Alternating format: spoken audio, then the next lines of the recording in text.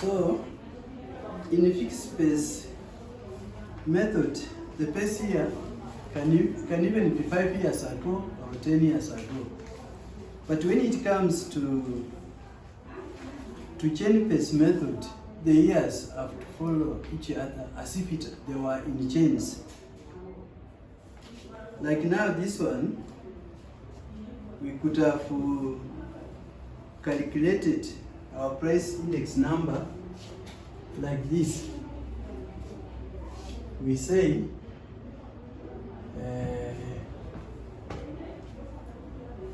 year 2000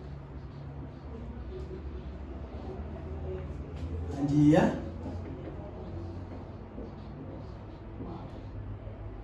2001. They follow each other. So maybe if the price of sugar was 70 shillings, 2000 becomes our base year.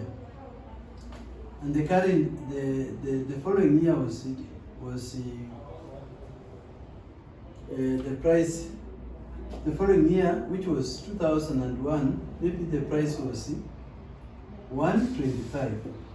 So to find the percentage increase, we say 125 over 70 times 100. Calculating, we get it to be 125 divided by 70 times 100. It will be 178.6%, which means from 178.6%, when you less 100%, the price increase had increased spirally to 78.6%. The increase so much from the previous year, 2000 and 2001. So that is price. If we make the chain pace method, we calculate in that way. So we have advantages and disadvantages. Merits of chain index method is that the merits are that one, it provides a direct comparison between each year and the preceding year, and it is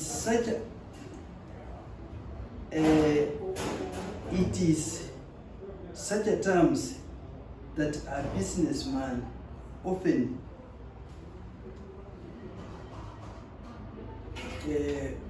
and you see, a businessman usually does not actually want to make his base year to be in the distant past. He wants to be monitoring the movement of price of goods from year to year. For him, if you take the base year to be in the distant past, it will not mean much to him because he wants to make a profit and he wants to know how prices are moving from year to year. So, to a businessman, he would prefer a chain method, a chain index method than a fixed base index method. Also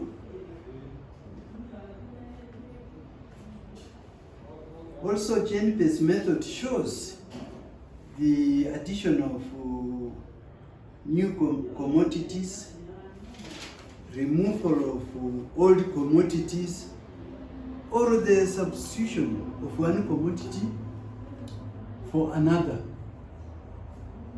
3, it is also possible to change the geographical coverage or the weight of a commodity to meet changing conditions. It is also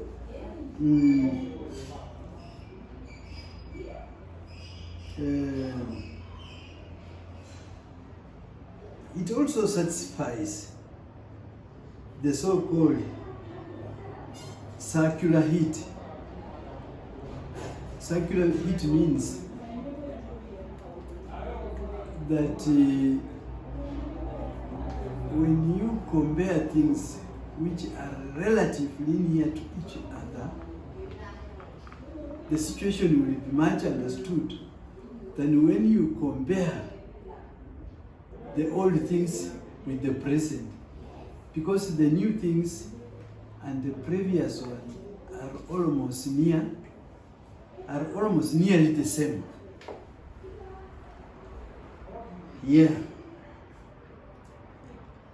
However, the chain index method has also its own demerits. For example, the computational procedure of chain indices is relatively cumbersome.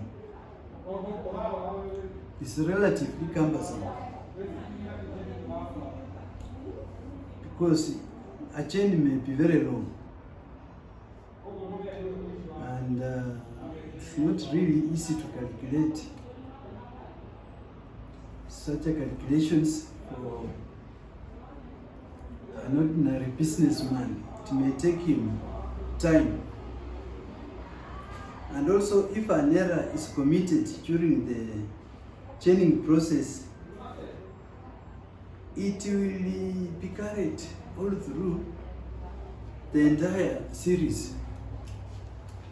Yeah, one mistake in the chain will cause other mistakes in the coming years also. The changes in 2 years separated by a long interval cannot be compared. Also, since the merits of the chain index outweigh its demerits, it is therefore considered to many people as a more reliable index than the other one of fixed pace method.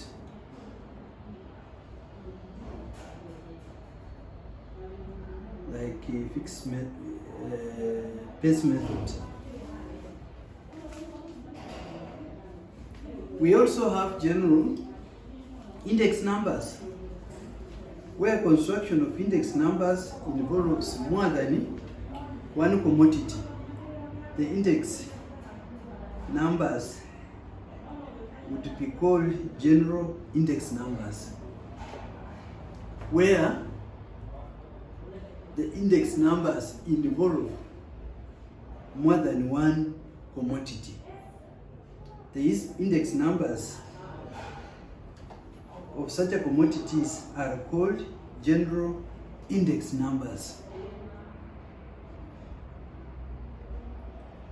But it also has its limitations. The methods that I've just mentioned also have their limitations. For example, the units in which prices of commodities are given affect the price index, e.g. the price of cooking oil may be given per kg or even per tin.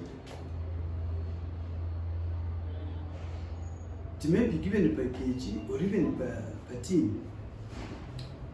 Also, no consideration is given to the relative importance of the commodities, because you cannot compare sugar and salt. A 90 kg, a 50 kg pack of salt and a 50 kg pack of salt the price of soil will be low and the price of sugar will be high. So you see, when you are selecting the commodities that you select must be relatively the same, relatively liked by people, relatively in value must be almost the same. So when you don't have to compare sugar, the increase of sugar and the increase of sugar. Because when you are given, for example, a 50 kg of salt, in as much as salt is important, and one is given also, you are told to choose between sugar, a 50 kg pack of sugar and a 50 kg pack of salt. I think most of you would go for sugar than salt, despite the fact that salt is important as much as sugar is also important. But people would prefer to go for sugar because to them sugar has more value. That sugar taste has more value than the salt, although all of them are important.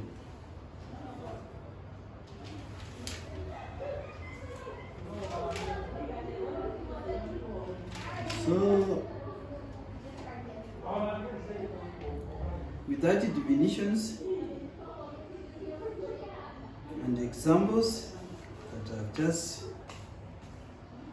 demonstrated on the board, we come to the end of our lesson.